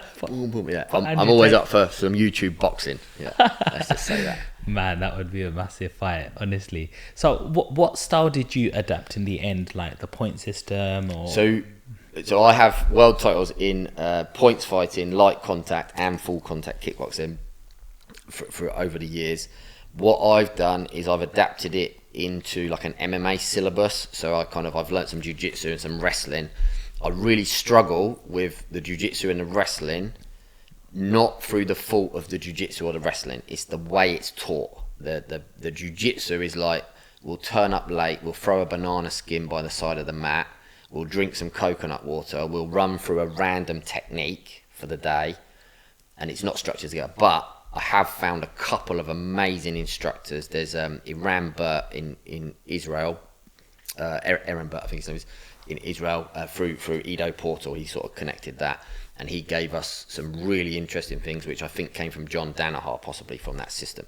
But yeah, for me now, I'm more interested in how to use martial arts as a process to understand ourselves better. So more of as a medium for, because everything that happens in life happens in a martial arts club if you can see the connections and how, so you can almost, that's how you can build resilience for people, to learn how to regulate their nervous system, how to plan ahead, how to train their prefrontal cortex through problem solving. And that's what I'm doing. I'm trying to connect the therapy world with physical movement, because I think talking therapies are great, but you have to have, we are physical, mental and emotional beings, and if we don't have a physical component to therapy, then we're going amiss. And I think the martial arts in its truest form was meant to be for war and character development. I think those two things, like the old samurai from Japan, they were seen as like the scholars as well, so they were very well respected people, and I think that's missing nowadays. I think the YouTube boxing and the things like that, as much as it's fun and it's entertaining, like you got in UFC, you have George St. Pierre as a martial artist and a nice guy, and then you have like someone like Conor McGregor, who maybe's gone astray a little bit sometimes. Like I can't really comment on what he's done because it's amazing what he's achieved, but to go through some issues and sort of like he punched an old man in a bar, didn't he, and things like that, it's a bit, there's something there where is it really, is the martial arts and that becoming an entertainment spectacle just for that? And when we've got, like, when people are teaching kids and they're in a position that they become an authority figure or a star, then I think people need to choose their words carefully, and I think they need to make sure their actions match those things, those values, if that makes any sense. Have you ever met Conor? No. No. I would like to. I think I'd love a conversation with him. I think he's really interesting. You've probably sparred Michael? Yeah, lots of times. We fought as well in the past. Yeah. What's that like? You just do not want to be on the receiving end of one of those punches or kicks. I always tell people a funny story. So it was a competition called the Gathering, and because his dad was my coach and Michael's coach, he came over to me as a coach, and he said, "Ed, in order for you to beat Michael, you're going to have to go at him with everything you've got. Pressure him, push him as hard as you can possibly go, and do not give him an inch. You stay on him the whole time." Because like my fitness used to be very, very good with that, and I could just push. Then he went over to Michael, and I found this out later. He said to Michael, he actually told me what he said. Not Michael, Master Page told me what he said. He said to Michael, "Ed's going to come at you with everything he's got, and he's going to push you." And so he just let us, he knew that if he told Michael that, Michael would go as well. And it was just the fastest fight I've ever been in. Michael, he had a move called a rattlesnake, where he would literally put his hand behind his head and hit you. So he'd slip a jab and hit you behind his own head. And he hits everyone with it. And I was like, I don't care if I lose to Michael, but he's not hitting me with that move. And I went to throw the jab, and I saw him do it, and I moved out the way, and it missed. And I was like, yes. But I actually lost that fight by 1 point. Wow. So, but that was like one of my biggest battles. But I was always happy to lose to Michael. Not only is he an amazing fighter, but the character that guy's got is amazing. So. He's very, very humble. Yeah, I mean, he's got to very, very big stages. He's been around very, very big people as well. Yeah. Like, I've seen him with 50 Cent. Yeah. And he's like, yeah, we're done. It's like, what was you doing a couple of weeks ago? Yeah, me and 50 was on the freeway. It's like, is that real? Yeah. But that does stuff for my belief system that, hey, hang on, you're only one person away. That's just a man. Yeah. It can happen. How do you get seen? Yeah. But, like, how hard does Michael actually hit? It's funny because when I speak to Michael, and I've watched Michael fight for years, he doesn't actually hit people, like, obviously physically his fist will hit you, but he hits them with his attention. So like anyone, like yourself, you through your process, you have attention because you can focus it, and you have intention, you get the job done. And Michael can somehow bring all of his attention and intention into one single point and hit you with that, and it's like the knee or the punch. And I've been dropped by Michael in a sparring session once in Cobham by a body shot, and I hit the floor, and I went to get back up, And he was like, "You all right?" I was like, "Yeah." He helped me back up, and then when he let go of my hand off, I just fell back down because my legs just weren't there. No, it didn't hurt, but physically, it was like they say there's in different types of kung fu, they talk about internal and external strikes. And I would say that what Michael's got is an ability to strike with such accuracy that the shot becomes internal, almost like inertia in a car crash kind of thing. So what makes a champion like that? You've obviously trained with him. You're a champion yourself. Let's not disregard you as well in any way, shape or form. Yeah. You know, you've got both that sort of king energy. What makes that champion? Because some people says, well, I haven't got the talent, so I'm just going to give up. I'm going to do it. Or some people say, well, I've got half a punch, and if I just stay in this gym and I concentrate and be consistent and go through these losses and not accept them as the end, it means, all right, I'm going to bloody learn from that. I'm going to go in there again and I'm going to do it differently, and I make that adjustment. And then when I'm actually on them stages that I need to be on, I'm going to be ready, the complete thing, rather than deal with a loss in the ring sort of thing. But you behind the scenes have seen it all unveil right in front of you because you've seen that champion. You've been that champion yourself. What makes a champion? So that's where the reason I always talk about attention, focus, concentration and self-discipline as a process to build awareness is because that is how you build character. And I've seen endless amounts of talent never make it. They had all the talent in the world, but they could not be coachable, like we talked about earlier. And then I've seen people with absolutely no talent work their arse off. Like, hard work beats talent when talent doesn't hustle. It's something we say quite a lot. And that's it. It's the process of the practice. And this is where somebody like Ido Portal, I'm fascinated by him. I'm lucky enough to call him a friend, which is amazing. And he talks about cultivating a practice, and the practice needs to be physical, mental and emotional. And the practice, through the purpose of the practice, you will be shown what you need to work on, and anything that makes you recoil and say I don't want it, probably good for you. And eventually you will then wield the things as tools that were your weaknesses.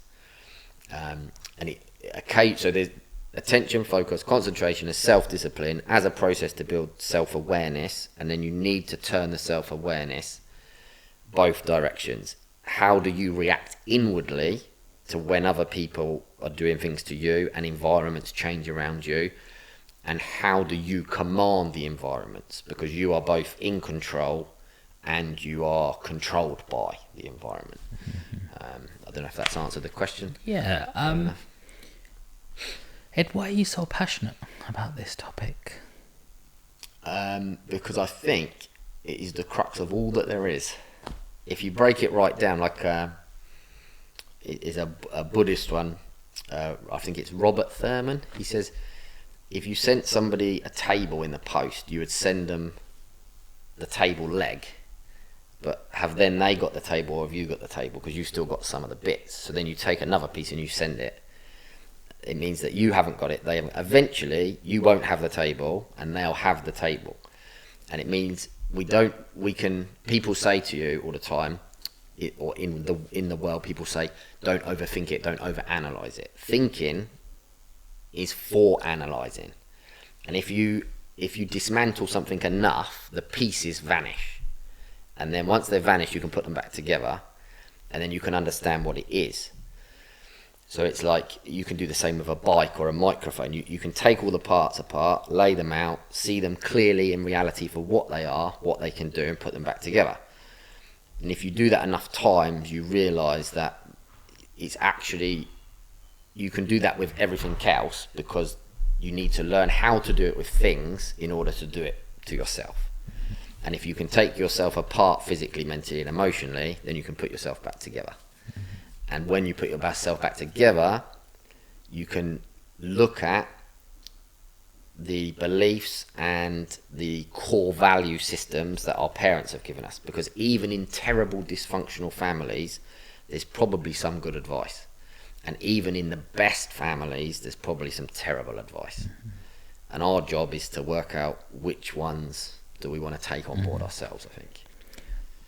That's a beautiful analogy. But I want to ask you why. So why do I? Yeah. Can you be specific on which why? You seem very passionate over this topic, you know, and passion normally comes when people are faced with certain obstacles themselves with their own lives, and then they realize they've overcome something that they might have, you know, not been aware of in the past, and then that satisfaction of getting to the other side says, hey, hang on, more people should know about this. This is like a secret that and you've educated yourself. My question is why? Because I care. I really, really care. There's a couple of videos. Some people like Jordan Peterson, some people hate him, but he'll go on, and when people say stuff to him, he feels it. It affects him because he cares so much, and that bloke wants to help people because he knows that if people actually listen to him and followed some of his process, I'm not saying all of his stuff because I've not watched it. I'll only comment on the bits I've seen. Some of the things he said can really benefit people, and I know if it was just me that followed my process and managed to come out the other side, and I've dealt with things like my sister and all sorts of other stuff, and I still have an ability to not express negative emotions. I can turn those negative emotions into positivity to help other people, which I've done, and I've created other world champions, and I've created other happy people that were going down a path that they weren't happy with, and that for some reason they listened to me because they had some respect maybe, or they had enough trust in me that they listened, and their lives got better. And because I've seen it happen to me and I've replicated it with other people, I know I can replicate it again, and how dare I not? Because there's not enough people out in the world that have maybe had enough experience and had enough awareness to, maybe people's eyesight's all different, isn't it? Their hearing's all different. Maybe some people are born with a tiny bit more awareness, and maybe that was lucky and it gave me a head start. Maybe not. But who the hell am I to not try? That's because I know that if I die tomorrow, I'll be happy. And I know that if I die at the end of my life, I've spent my time doing something worthwhile, because it means a lot to me because I care, I think. It's like your purpose. Yeah. It gives you a reason to wake up every morning because you know you're doing that. Yeah. When was your down moment? It's a good one. So I had a string of terrible relationships because I was using the modelling from my parents on my own relationships. I got to the age of 21 and I had a martial arts school, and I was earning about £5,000 to £6,000 a month at the time. Wow. It was like around about 1991 to 1994 kind of thing. And my mum and dad had a bit of a mess. I ended up doing a deal with my mum where I got a mortgage to buy a house for her. So instead of buying myself a mortgage, I was like, I'm going to do the right thing. I'm going to help my mum out, which was bad. It was basically self-abandonment. I decided to look after everybody else instead of myself, and I learnt the hard way. Did that. I had a string of relationships with people that was so unhealthy. Their behaviours, my behaviour, the way I didn't have the tools to react in the relationships, and I basically snapped one evening, and I was like, I ended up outrunning the police. Like I was being chased by the police on foot. I outran them; they couldn't catch me. I had a terrible evening, and I basically wanted to end it, and I laid down to die. Like not many people would have ever done that. Like I literally thought that when I laid down, I was not going to wake back up. And then I woke up the next day, and I was at the hospital, and I was like, that it's almost like a momentary realization. These people, my parents, my family, I was being manipulated so badly by people. They weren't doing it intentionally. They were not healthy. They didn't have the tools. They were a mess. And because I was the only capable one, I tried to carry them all. But the stress of carrying them, the stress of holding everybody up, it broke me completely. And I woke up the next day, and I was like, it's not a problem because I know how to rebuild it. And then from that day to now, that was like 20 years ago, almost. It was 20 years ago. And I've not had a bad day since, which is bizarre. I've had some terrible things happen, but I haven't had a bad day. My head's hit the pillow, and I've always said it's going to be all right. And I know whatever happens, I've got the tools to deal with it. So I think that's powerful for me. That it means I don't mind what life throws at me. I'm going to be here, whether it's a roller coaster or whether it's a bus journey or a train ride or just a smooth car journey. It's kind of, I don't mind anymore. Does that make sense? Yeah, it does. Wow. Thank you for sharing that as well, by the way. A lot of people look to their family for support, or that phrase of there's nothing like family. You can't put money on family, you know. And some people say, hey, hang on, some of your friends are your family, you know. How do you see that phrase? So there's people born in the world who are born into a manipulative family, that a dysfunctional family in pain. So dysfunction means a family which is operating in a painful environment. So if you get born into that, that's a lottery, isn't it? It's unlucky. You can get out of it, you can change it, but you have to be able to step away from it from a short period of time. We're not saying cut your family off. We're saying that you are your responsibility. And we always talk about crabs in a bucket. So if you're crab fishing, you can keep the lid off when you catch the first crab and put it in the bucket, but then you have to put the lid on because the one crab by itself will climb out. You catch the second one, you can take the lid off, you just put them in the bucket. When one tries to climb out, the other one will pull it back down. Then the other one tries to climb out and it pulls it back down. And it's the same as if somebody if you're trying to better yourself, you're going to get pushback from other people. They're going to say, why are you doing that course? Why are you trying to better yourself? Do you think you're not good enough as you are? That if you think you're not good enough, you must think that we're not good enough, and then you think you're better than our family, kind of thing. So you get this manipulation side.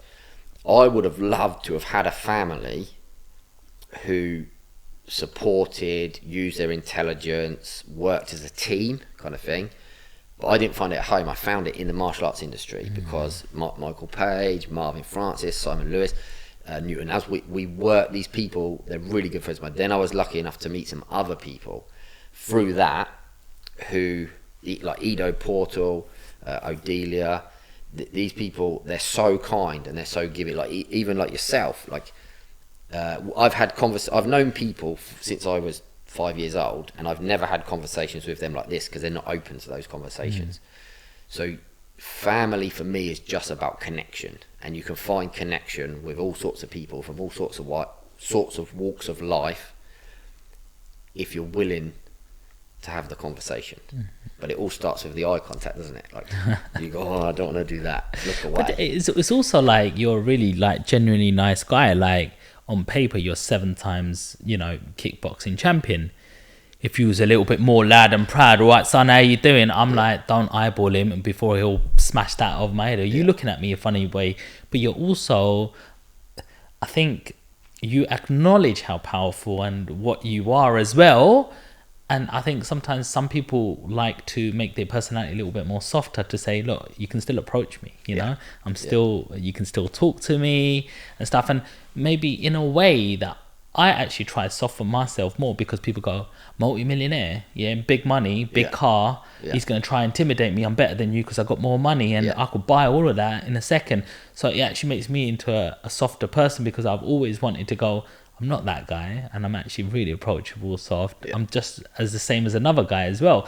And I think people are sometimes drawn to that, but sometimes I don't think we actually know that we're doing them sort of traits. Because people go, you're not like other millionaires, or you're not like other people with money. You're actually really different, you know. And I've been around some people who are fighters and stuff, and they haven't got like your energy either. Do you know what I mean? They're thinking, I could knock your block off, mate, so you better not step out of line, you know. And you just think, well, I couldn't even begin to tell you half of the things that maybe I want to tell you, or help you in other things. You might be a champion in the ring, but that's not just all life, is it? No, that's it. The biggest fights are outside of the ring sometimes, you know, with your mental health. And you know, so some people, like, some of the most richest athletes are the most poorest. Yeah. They've earned millions and millions, and they've blown it all, and they're like, I wish I'd done something different. Yeah. But they don't have the right people around them. And look, one thing that I've learned, and we always use this on the podcast, is your network is your net worth. And you've just shown me today that your family might not have given you the best traits, but you found family in the gym. Yep. And all of these, like the people you're talking about, like Michael Page, for example, these are all champions. So by rubbing off with these people, look what you've been able to achieve, 7 times world champion. It just shows that you made it out and being around the right people and how much you've excelled, you know? Yeah. I think the other beautiful part of the story is, so I met this guy from through the issues that I was noticing in some of my students and things. I went and did some investigation about the CPTSD. I met this guy called Tim Fletcher, flew him from Canada to England to do some seminars. I've got him back at the end of October actually to do another seminar. Wow. But my family came to the seminar that we put on, and they sat in the audience and they watched the complex. It was like a full day workshop on complex trauma, and they all went, oh my gosh, good, we need to learn this, we need to go through a process. My mum, who has been the bane of some of my problems, she's been one of the bigger issues in my life, but she's also a very smart person, and her issues were not her fault. She had some horrible stuff happen to her. She doesn't mind me talking about it, and she has just started the same transitional program which I've put together with Tim Fletcher, and we've now got it into the UK, basically, this course. And my mum started the course on Tuesday this week. Oh, congratulations. So, yeah, that's, for me, that shows that even the families that are having lots of problems, if they do build and keep working at it, even at the age of 71, they can turn around and change it. And like some of the stuff my mum's been saying this week, she's relieved that she started the course, she's feeling positive, things are really looking good for her as well. So that must give you a real sense of pleasure. You know? It's selfish as well, because it's like this validation and this sort of confirmation that I was right the whole time. If people did listen, they do it. Yeah, so it's actually amazing, because, like, you know, the person who created you, and you've been able to, you know, give back and still, you know, that's a mind that it's very hard to change. You know, someone who's 25, never mind someone who's 70, because they're very fixed in their ways. So congratulations on that one, Ed. Ed, if there's one main message you want to give on this podcast, what is it? Start with paying attention. Yeah, but not forced attention. Don't try to kind of be rigid and think of everything like that. Just be how you are, and notice the things that we perceive. So start to question your perceptions and see how badly and how easily, so how badly they serve us and how easily they can be tricked and false perceptions of things. Because I don't like this thing where people say my truth and your. It's like, there is the truth, there is reality, and then there is ignorance or delusion outside that reality. And we're all suffering from the narrative of the story we tell ourselves about what's happened to us. And when you drop the story, you start to take control. But it all starts, the first step on it is paying attention, I think. I like that.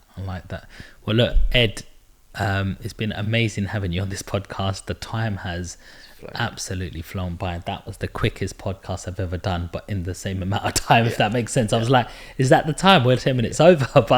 But it's been a real pleasure, honestly. And I think this podcast will help so many people, not just your normal average Joe. It's going to help all of us property guys and stuff, because we all go through a lot of stuff, and as you get into money, you realize, hang on, money doesn't solve all my problems. Now that I have money, it actually makes apparent more of my problems, that it's not fixing everything, so there must be something else wrong. And if you're not coachable, then you actually end up going, you know, you could have a mental breakdown. Do you know what I mean? Because you're like, I've got money and I'm not happy.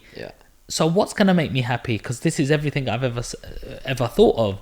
So I think this is really like one of the most interesting conversations I've had on this podcast. And honestly, I don't think it's the last time I'm going to be speaking to you. I'm pretty sure we'll stay in contact and maybe even do another one later on down the line. But if you could look straight into your camera and just let everybody know how they can follow you, that'd be great. So I'm on Facebook under Ed Lofts, and also Instagram and TikTok. You can just type in Ed Lofts and you'll find me straight away. And there you go, guys. I really hope you enjoyed this podcast. It was a real different one, but it was such an important one to be had. Make sure you're liking this. Drop us a comment. Drop Ed a comment as well. I'll make sure he gets it and he answers it for you guys. And share this with somebody who might need to hear this today. So I'll see you on the next one. Peace.